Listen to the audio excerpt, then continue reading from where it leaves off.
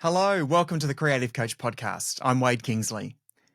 And on today's episode, I'm going to be talking about starting something, starting anything, just getting going. And as the saying goes, just do it. If you're new to the podcast, welcome. Thanks for coming along. We have 25 episodes that have gone before this, and they're all about unlocking your creative potential. So if you're interested in starting a creative project, or you're just feeling a bit like you've got that writer's block or creative block, hopefully some of the stuff we talk about in this and past episodes helps you get there faster.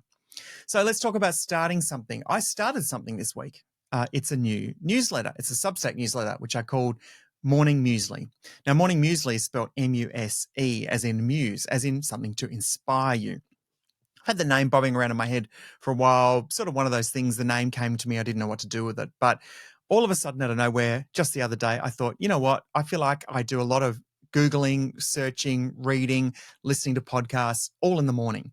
Why don't I listen to a whole heap and then distill one key thought that I can give people, and that can be their morning muesli, just a bit of inspo to go as they start their day. So I've started a free version on Substack. It's really easy to do on Substack, by the way, if you've never done it. I just write a short piece, takes me about 10 minutes. I then click all the settings and Substack does its thing. And I've also set it up to have paid subscribers. Now, being paid to do it would be nice, but the idea of just spreading around some of the stuff I'm doing anyway is a good idea, I think, because I'm curious and I think other people want to learn stuff too. But my God, there's so much content out there, it gets really hard to digest it. So that was my idea. And rather than start with a business plan or start with specific branding more than just the name and a marketing plan, I just thought I'm just going to start. I'm just going to try it and see how it goes.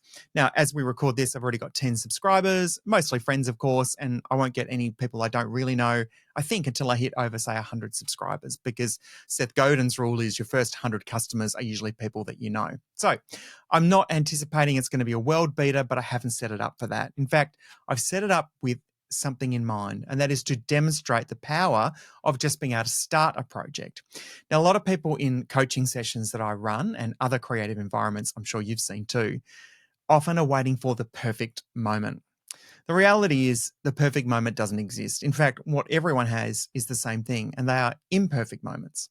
Imperfect moments are reasons not to do something. Well, I can't really start it because I'm not very good is a common one.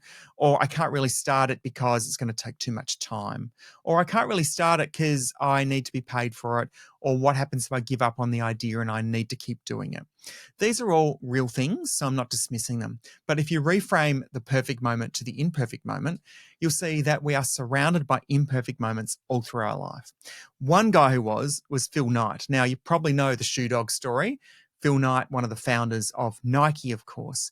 Now, he didn't wait for the perfect moment. He waited for an imperfect moment, and he got the opportunity.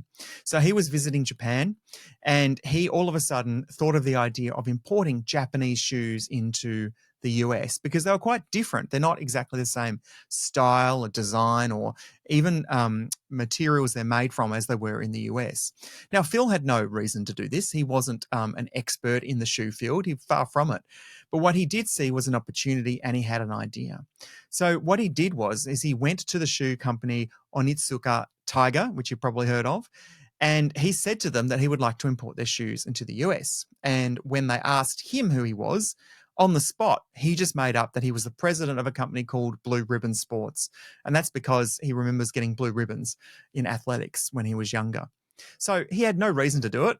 He had no logic or business plan. He just thought of an idea and thought he would start to see where it goes. And lo and behold, we all pretty much know the Nike story 50 plus years on now. And it's probably one of the most globally recognized and admired brands. So it's worth thinking about, are you waiting for something? Are you waiting for a perfect moment to do anything? And that's not to say that everything you then start is going to work, because that's not how creativity works.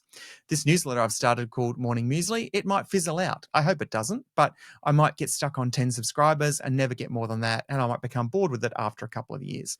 And maybe that's the case. But it shouldn't have stopped me starting to do it, and it didn't stop me starting it. And that's the important thing. There is no perfect moment. So whatever it is that you have in the back of your mind right now as you listen to this, and I know you've got it, I can almost hear your mind ticking over with that thing that you've got, that idea, that opportunity, that thing that you absolutely want to do. The best thing you can do is start. You'll learn a lot more from doing something rather than just thinking about doing something. And I would love to hear your stories. If you've got one of these moments, these imperfect moments, drop me a note, wade@thecreativecoach.com. That's wade@thecreativecoach.com, or get in touch on any of our socials.